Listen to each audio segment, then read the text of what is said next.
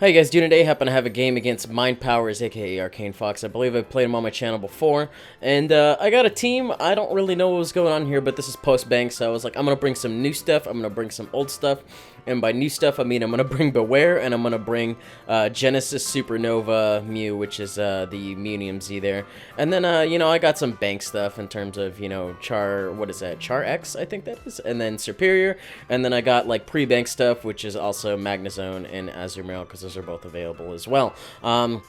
So some old, some sort of new, kind of not really, and then some stuff's just like completely throwback. Grabbed it from, you know, wherever the hell it was laying. And then I think the premise behind whatever this game arrangement was is with Revlo, which is my Twitch bot or whatever, where you can request the rewards. You can put what kind of battle you want. And my opponent said, the most OU of OU things you can bring. And I was like, okay, well, I mean, I don't really have time to put together, like, a structured team like that. So I'm just going to bring some stuff that I deem threatening.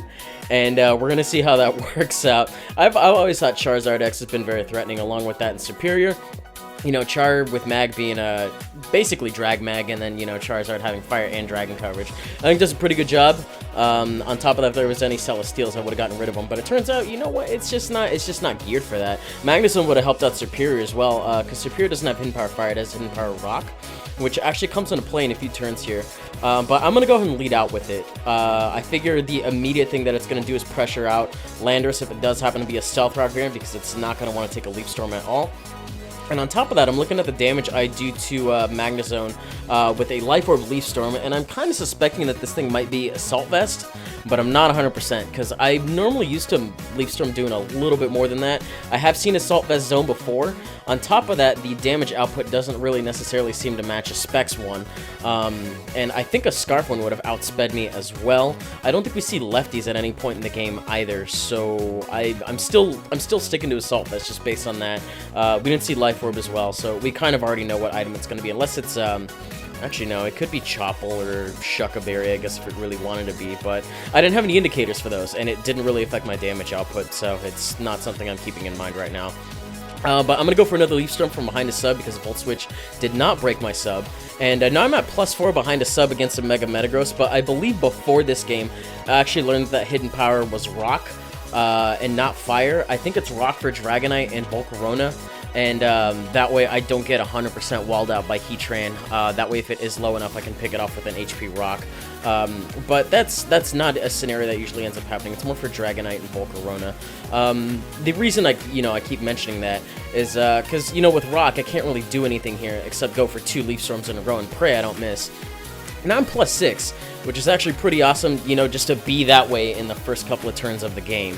But it turns out that a Scarfney Heligo is going to come in and just completely eliminate my progress. It didn't even occur to me that it could be that, but honestly, it makes a lot of sense for it coming in the way it does. I thought it was just naturally faster, but, you know, I'm still not that informed on base speeds of Ultra Beast and stuff. I should have known that Superior, at least as far as I remember right off the top of my head right now. I don't think Nihilego is base faster than Superior, but I'm going to go into Magnezone suspecting that it is Scarfed, and even if it isn't, I don't think it's going to go for Hidden Power Fire, you know, out of risk of it getting Flash Cannon, so I'm going to go ahead and go for that right now.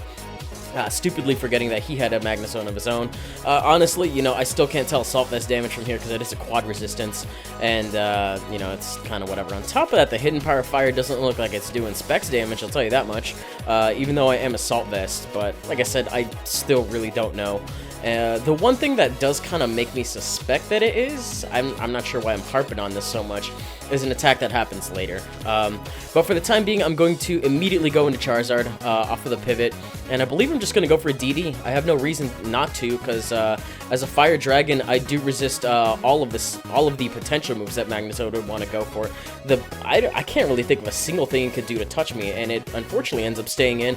I think he mentioned during the stream that it was a misclick because he meant to go for Volt Switch. I can see, you know, that happening as long as you have your 2 electric moves going on there, but ends up switching out now, and unfortunately, I'm not going to say I brought the wrong one, but it is the wrong one for this situation, especially because, you know, after neutral, I have Fire Punch on this one, so that way I don't deal with Flare Blitz recoil. but it turns out I'm still going to take Rocky Helmet off of this. And on top of that, I don't have Outrage. I don't like running Outrage in a fairy-filled meta, so I would just prefer to just run Fire Punch and Dragon Claw. It does take a little bit more to get it going, but I'm not going to get that little bit more to get it going. So I immediately go into Azumarill as he's going to go ahead and U-turn out into his Salamence.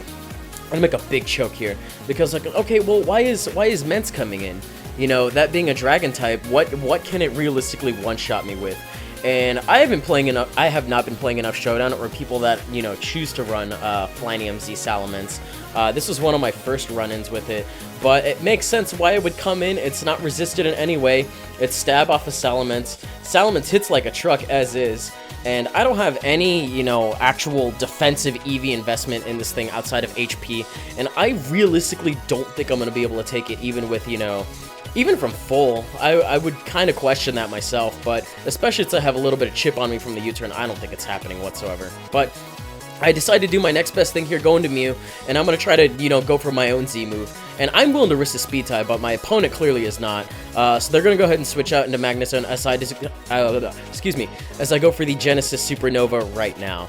Now, I don't necessarily mind that Magnezone switches in, just because A, I'm blocking all priority moves, not that Magnezone happens to get any, you know, with the Psychic terrain being set up after this, it means that my Psychics are going to hurt a lot more, and I do run Dual Stab on this one. This one's actually Nasty Plot Roost, not Dual Stab. Why did I say Dual Stab?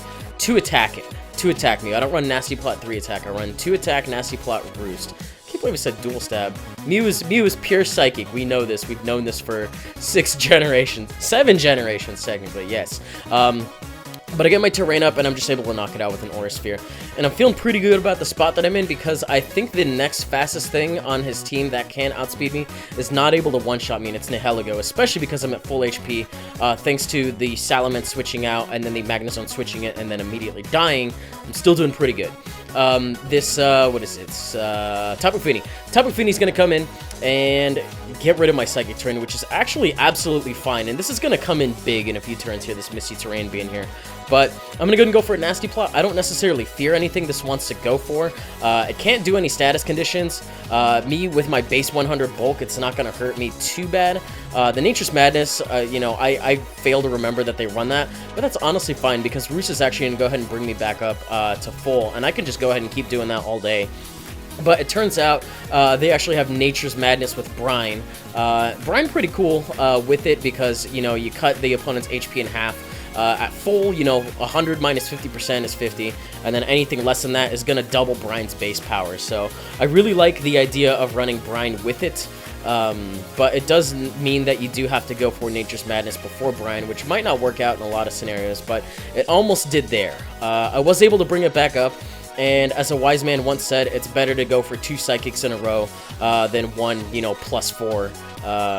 2 +2 moves versus 1 +4 move, because you have odds to crit and you're just doing more damage overall.